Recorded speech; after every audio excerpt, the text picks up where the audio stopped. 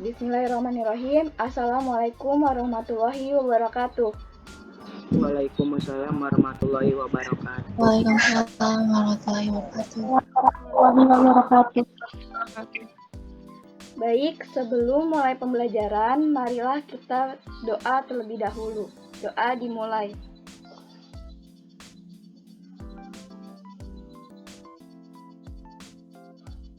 Baik, doa selesai. Selamat pagi, salam sejahtera buat kita semua. Sebelum saya mulai, terlebih dahulu saya ingin mengucapkan terima kasih kepada dosen pembimbing saya, Pak Dede, yang sekarang tidak berhalangan hadir.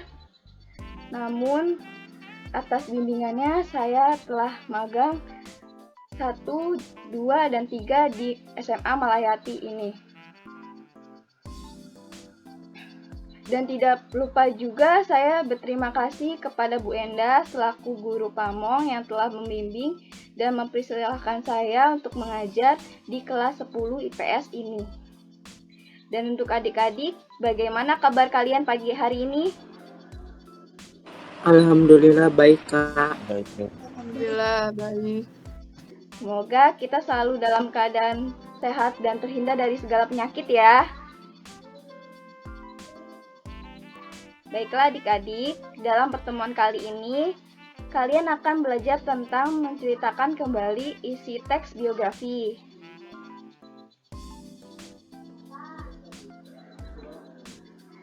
Sebelumnya, kalian sudah pernah mempelajari topik ini lebih lanjut? Nih, Kakak ingin bertanya nih, siapakah di antara kalian yang sudah tahu bagaimana cara kita menceritakan kembali isi teks biografi? Ada yang tahu nggak? Coba ada yang tahu nggak?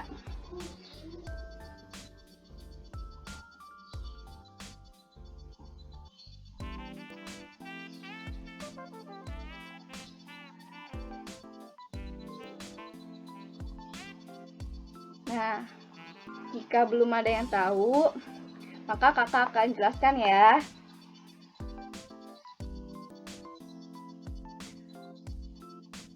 Yang pertama, langkah-langkah penceritaan kembali teks biografi. Yang pertama itu, memilih tokoh. Pilihlah tokoh yang layak diteladani sesuai dengan kehidupan kita. Misalnya, tokoh tersebut ilmuwan, sastrawan, negarawan, atau pejuang. Yang kedua, mendengarkan atau membaca teksnya hingga betul-betul memahami dan menguasainya. Catatlah bagian-bagian cerita yang dianggap penting dari setiap rangkaian peristiwa yang dialami tokoh itu. Ketahui pula pemikiran, cita-cita karakter, dan hal-hal lainnya yang menjadi ciri khas dari tokoh tersebut. Selanjutnya, yang ketiga adalah apabila dengan lisan, sampaikanlah dengan suara, lafal, dan intonasi yang jelas. Ciptakanlah penggalan-penggalan cerita yang membuat penasaran pendengar. Ekspresikan dengan mimik atau raut muka yang sesuai. Selanjutnya yang keempat, gunakanlah bahasa yang mudah dipahami pendengar. Hindarilah kata-kata yang berbelit-belit dan membingungkan. Gunakan kata-kata yang jelas dan kalimat yang sederhana untuk menimbulkan kesan yang kuat pada bagian-bagian cerita. Sesekali kita perlu melakukan pengulangan kata atau dengan menggunakan sinonimnya. Yang terakhir, perhatikan pula penggunaan ejaan dan tanda bacanya kalau teks itu disampaikan secara tertulis.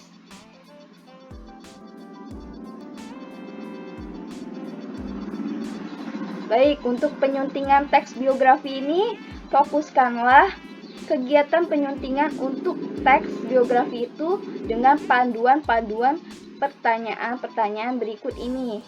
Yang pertama, apakah biografi yang Anda tuliskan itu sesuai dengan sumbernya atau ada faktanya? Yang kedua, apakah struktur teks biografi yang Anda tuliskan itu sudah lengkap? Adakah yang tidak penting atau berlebih-lebihan?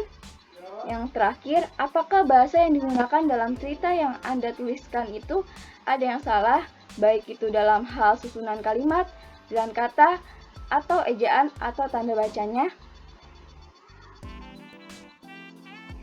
Dan untuk menceritakan kembali teks biografi dengan bahasa yang berbeda atau bahasa kalian sendiri, pertama,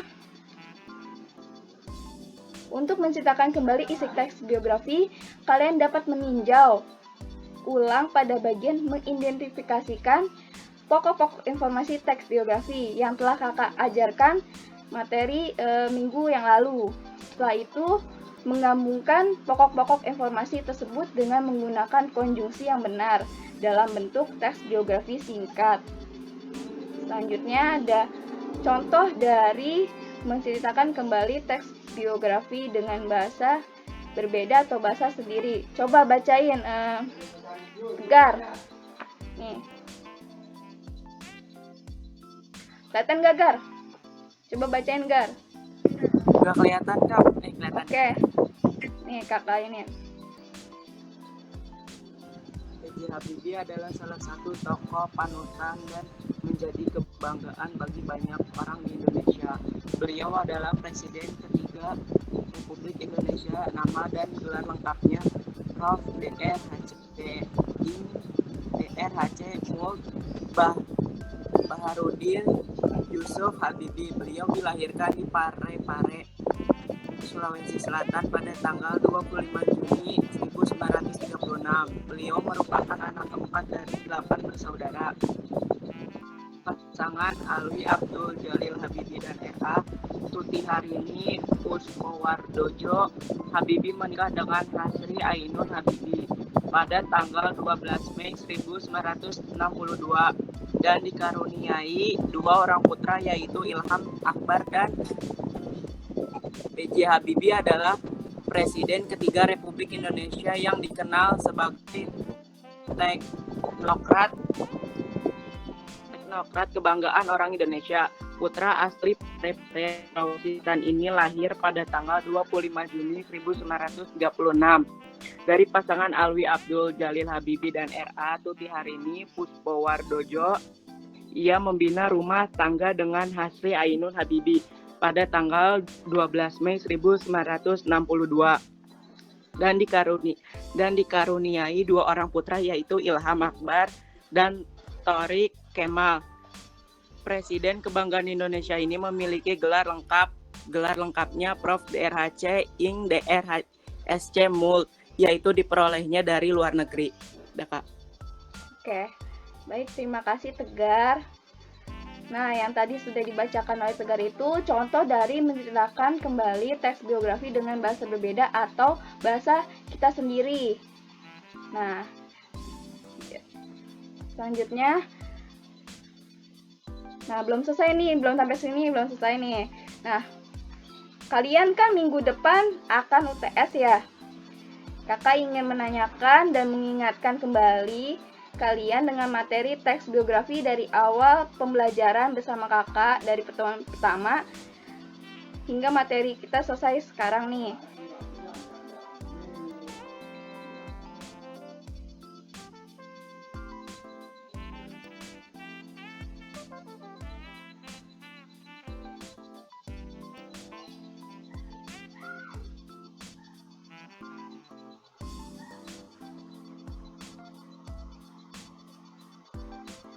Baik, di sini coba kakak ingin tanya ini, coba ingat-ingat lagi ya. Pengertian teks biografi ada yang bisa jawab tidak? Coba Herliana bisa jawab Kak pengertian teks biografi?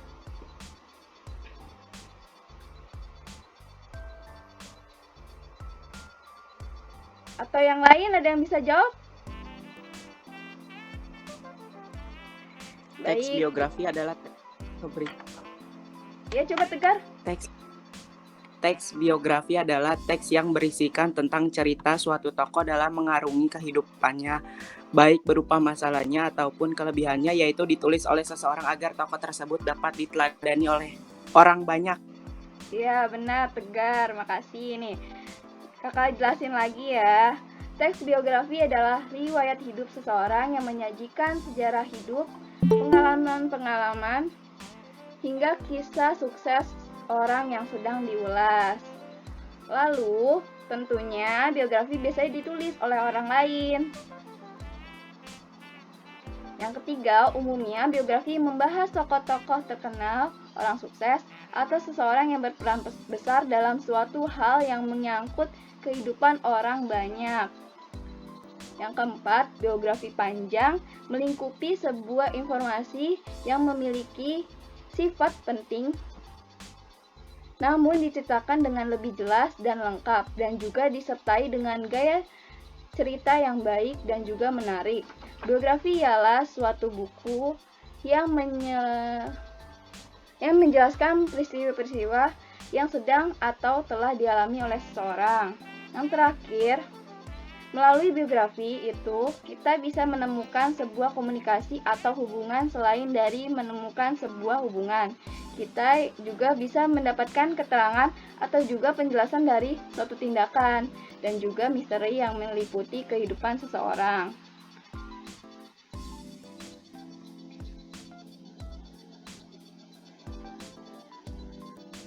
Baik, di sini ada yang tahu ciri-ciri teks biografi? Coba, selain dari Tegar dong, yang lain. Coba Dea, bisa jawab nggak?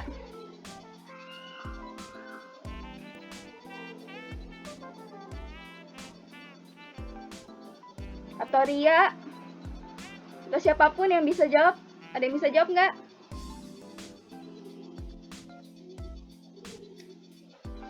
Baik, mungkin pada lupa, untuk itu kakak ingatkan lagi ya. Yang pertama, cirinya itu teks biografi harus memuat informasi berdasarkan fakta pada tokoh yang diceritakan dalam bentuk narasi. Yang kedua, membuat sebuah fakta pengalaman hidup suatu tokoh dalam memecahkan masalah-masalah sampai pada akhirnya sukses sehingga patut menjadi teladan. Yang terakhir, teks biografi memiliki struktur yang jelas dan tidak bervariasi karena berusaha mengungkapkan fakta yang dialami tokoh yang diulas. Selanjutnya ada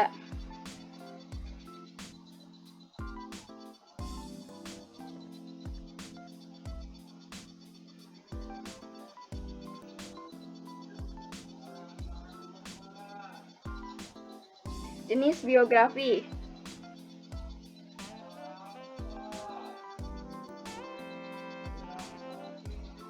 Nah, untuk mengingatkan kalian kembali nih, jenis biografi itu cerita ulang yang terbagi atas 4 jenis, yaitu ada rekon faktual, yaitu cerita ulang yang mengandung kejadian faktual seperti eksperimen ilmiah, laporan polisi, teks berita, catatan sejarah, biografi, autobiografi, dan berita di media massa.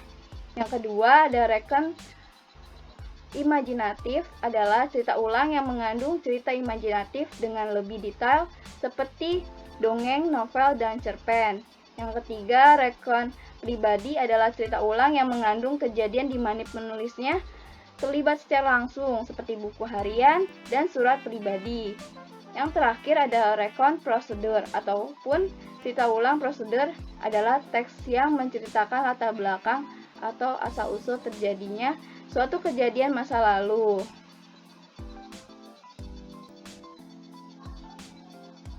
Selanjutnya, struktur teks biografi. Dilihat dari struktur, sebetulnya teks biografi masih memiliki kesamaan dengan teks narasi. Hanya saja kebutuhan bagian dari struktur cukup berbeda. Misalnya bagian konflik dan klimaks tidak terlalu dibutuhkan di sini. Coba ada yang tahu nggak nih struktur teks biografi ada apa saja nih? Ada apa saja? Kan ada 3 tuh. Ada yang tahu nggak? Saya, Kak. Ya, coba. Orientasi kejadian penting. Orientasi kejadian penting. Orientasi. Ya. Bisa Kedengeran jelasin? nggak, Kak? Iya, bisa jelasin nggak? Bagian-bagian itu di mana aja biasanya? Orientasi biasanya berisi informasi mengenai latar belakang kisah atau peristiwa yang akan diceritakan pendengar atau kejadian penting berisi rangkaian peristiwa yang disusun secara kronologis menurut urutan waktu yang meliputi kejadian-kejadian utama yang dialami tokoh. Evaluatif atau pernyataan kesimpulan mengenai rangkaian peristiwa yang telah diceritakan sebelumnya. Kasih Ria, benar ya. Nah, untuk mengingatkan kembali nih, kakak jelasin secara detail nih. Orientasi itu berisi informasi mengenai latar belakang, kisah, atau peristiwa untuk membantu pembaca memahami konteks yang dibutuhkan dalam bagian selanjutnya. Informasi yang dimaksud meliputi kapan, di mana, siapa, dan bagaimana. Yang kedua itu ada kejadian penting. Nah, merupakan rangkaian peristiwa yang disusun secara kronologis menurut urutan waktu.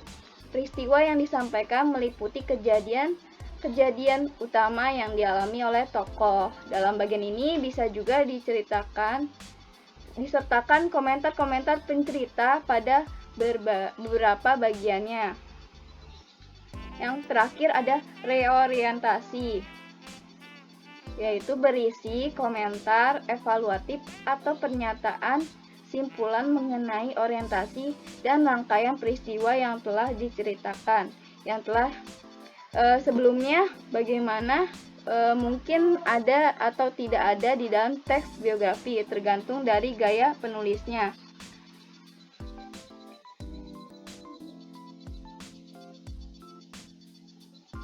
Nah, selanjutnya kaidah kebahasan teks biografi. Coba ada yang masih ingat nggak nih? Masih 2 minggu yang kemarin tuh? Saya, Kak. Oke, Nida, coba. Menggunakan kata ganti orang ketiga tunggal. Ia atau dia atau beliau. Menggunakan kata kerja tindakan untuk menjelaskan peristiwa-peristiwa perbuatan fisik yang dilakukan oleh tokoh. Yang ketiga, banyak menggunakan kata deskriptif untuk memberikan informasi secara rinci tentang sifat-sifat tokoh.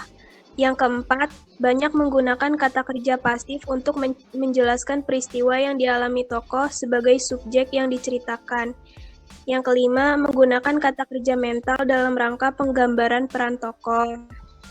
Yang keenam, menggunakan kata sambung, kata depan, ataupun nomina yang berkenaan urutan dengan waktu. Nah, benar yang dikatakan dengan Nida. Itu semua benar tuh, ada 6. Nah, kalian sudah belajar 2 minggu yang lalu. Baik, kalau masih ingat, kakak lanjut dengan keistimewaan dan keteladanan tokoh biografi. Nah, keistimewaan merupakan kelebihan khusus yang dimiliki oleh tokoh dalam kehidupannya. Misalnya, tokoh tersebut seorang penyanyi, maka kelebihannya adalah memiliki suara yang merdu dan mengagumkan, dengan suara yang khas yang tidak dimiliki oleh penyanyi lain hingga ia digemari banyak orang. Ada yang tahu nggak keteladanan tokoh apa?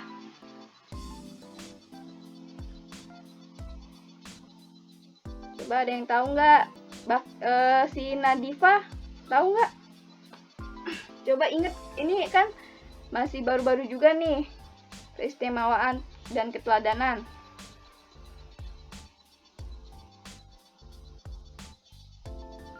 Nah, baik, kalau pada lupa nih, keteladanan itu merupakan sikap terpuji yang tergambarkan dalam biografi dan patut diteladani oleh pembaca.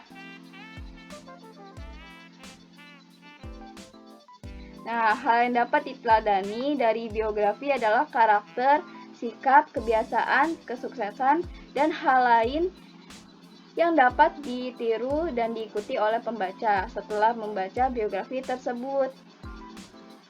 Selanjutnya, keteladanan atau keistimewaan seorang tokoh yang diungkapkan suatu teks dapat kita ketahui dengan cara memaknai unsur penokohan. Dari situlah kita mendapatkan gambaran mengenai karakter suatu tokoh. Misalnya, pekerja keras, pemaaf, penyayang, penurut, bertanggung jawab, dan lain-lain. Banyak hal yang dapat kita tiru. Nah, baik, sudah di akhir pembelajaran teks biografi nih kita ya. Apakah adik-adik masih ada yang ingin ditanyakan terkait dengan materi teks biografi? Tidak, Kak. Oke, yang lain? Masih ada yang ingin ditanyakan? Baik, jika tidak ada pertanyaan, kakak memberikan PPT yang tadi dan tugas di Google Classroom untuk latihan dan mengingat teks negosiasi dan teks biografi yang untuk kalian latihan sebelum UTS nanti. Dikerjakan sendiri ya. Oke? Karena untuk melatih nih, seberapa paham kalian tentang materi tersebut. Jika nanti masih ada yang ingin ditanyakan, bisa japri kakak ya. Iya, Bu. Baik, untuk Bu Endah, apa ada masukan atau pesan dan pesan juga untuk saya, Bu, selama mengajar di kelas 10 IPS 1 ini?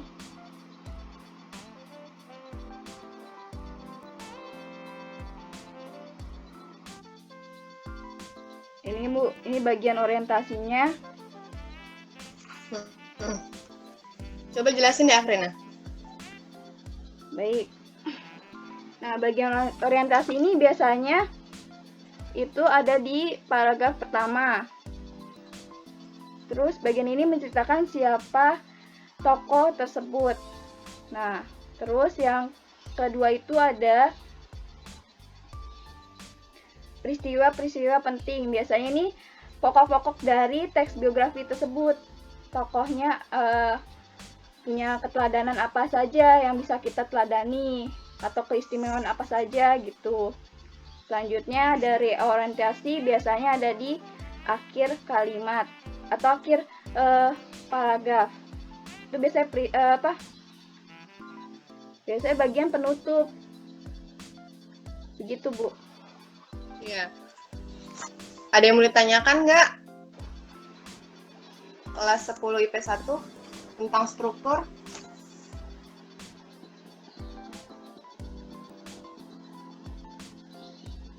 Ada yang ditanyakan nggak? Kalau nggak ada, balik lagi ke ini aja, ke kaidah kebahasaan. Kaidah? Iya, kaidah. Tadi kan sudah di itu, Bu. Yang mana? Kaidah kebahasaan. Nggak, jadi ada teksnya, kaidah kebahasaannya gitu. Ada nggak? Poli P1 dinanya nggak? Buat UTS nanti.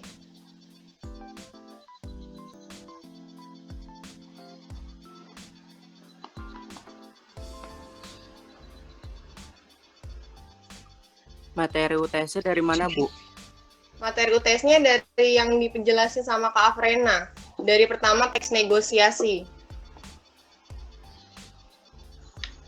Teks negosiasinya paham nggak?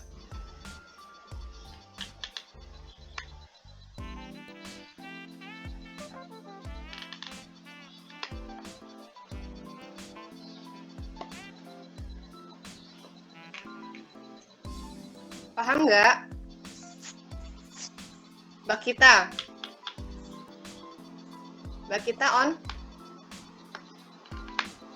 Ya, Bu. Ada yang ditanyain nggak, Nak?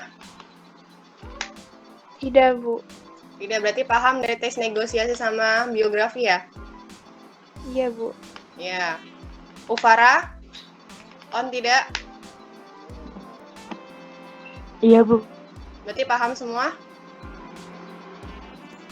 Paham, Bu. Paham, Tegar. Tegar on kamera? Saya mau lihat mukanya. Oh. On kamera semua biar kita bisa kenal.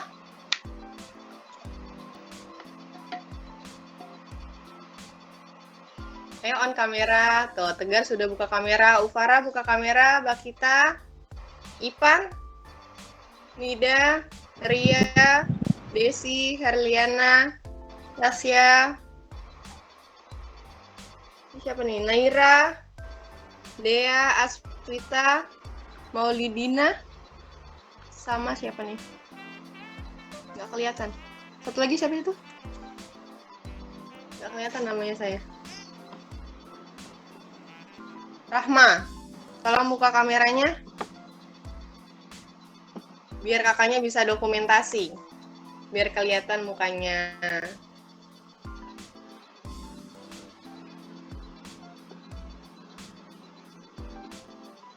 Yuk, buka on kameranya. Kakak-kakak yang cantik.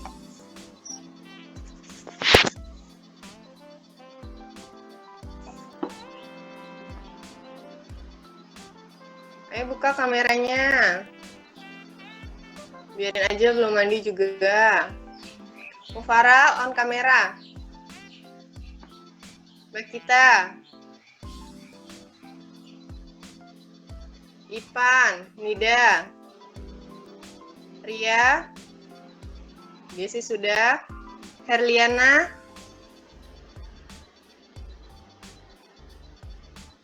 buka kamera kak.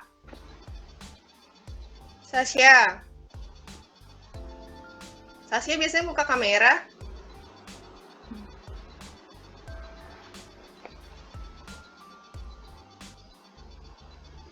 Dibuka kameranya. Biar kakaknya bisa dokumentasi ke Afrenanya. Biar kita saling kenal. P1 udah berapa orang ya? 34, Bu. Tapi jarang sampai segitu. Yang on ini aja ya? Iya, itu juga Tegar. Tuh biasanya tuh jawab terus. Oh. Ya sudah. SS ya? Ya, Bu. Biar kita kasih ke wali kelasnya. Oke. Biar tahu. Siapa, Bu, wali kelasnya? Bu Tina ya? Oh, Bu Tina ya, Tina. Gar? Iya. Biar buat laporan. 1, 2, 3.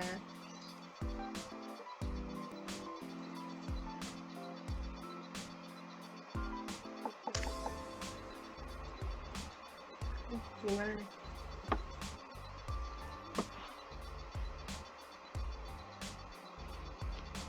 Ya, like. Ya, laptop saya ngeblur. Afrina udah SS belum? Bentar, Bu. Ya, Bu. Baik, mungkin cukup sekian dari kakak. Semoga apa yang kakak sampaikan dapat bermanfaat bagi kita semua. Jika ada kekurangan, maaf dimaafkan, karena kesempurnaan hanyalah milik Allah SWT. Baik, wassalamualaikum warahmatullahi wabarakatuh.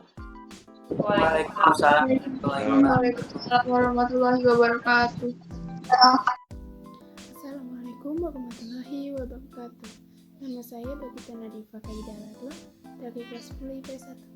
Di sini saya akan memberikan pesan dan pesan untuk Kak Afrina selama mengajar di kelas 10 IP1. Kesannya adalah saya merasa senang Kak Afrina mengajar di kelas 10 IP1, kemudian menjelaskan materi dengan jelas dan mudah dipahami. Pesannya adalah tetap semangat untuk Kak Afrina dalam memberikan ilmu yang bermanfaat bagi semua orang. Terima kasih, itu saja yang bisa saya sampaikan. Wassalamualaikum warahmatullahi wabarakatuh. Assalamualaikum warahmatullahi wabarakatuh. Saya Siti Kencana dari kelas 10 MIPA 2. Ini kesan dan pesan saya selama 2 minggu diajar sama Kak Afrina. Selama 2 minggu diajar sama Kak Afrina, senang banget karena cara ngajar Kak Afrina enak. Ngejelasin materinya juga mudah dipahami. Mungkin karena Kak Afrina pakai bahasa yang gak terlalu baku, jadi aku sama teman-teman juga gampang buat memahami materinya. Kak Afrina juga baik, seru, sabar banget, apalagi kalau misalkan nunggu aku sama teman-teman join Google Meet, sabar banget. Untuk pesannya, kalau nantinya Kak Afrina jadi guru yang sabar, jangan banyak ngasih tugas ya Kak. Kasihan muridnya satu-satu aja. Lancar juga ya kak kuliahnya sampai nanti lulus. Dan semoga ilmu yang kakak sampaikan buat saya sama teman-teman juga bisa bermanfaat. Senang banget pokoknya bisa kenal dan diajar sama Kak Frena. Kita aja dulu. Wassalamualaikum warahmatullahi wabarakatuh.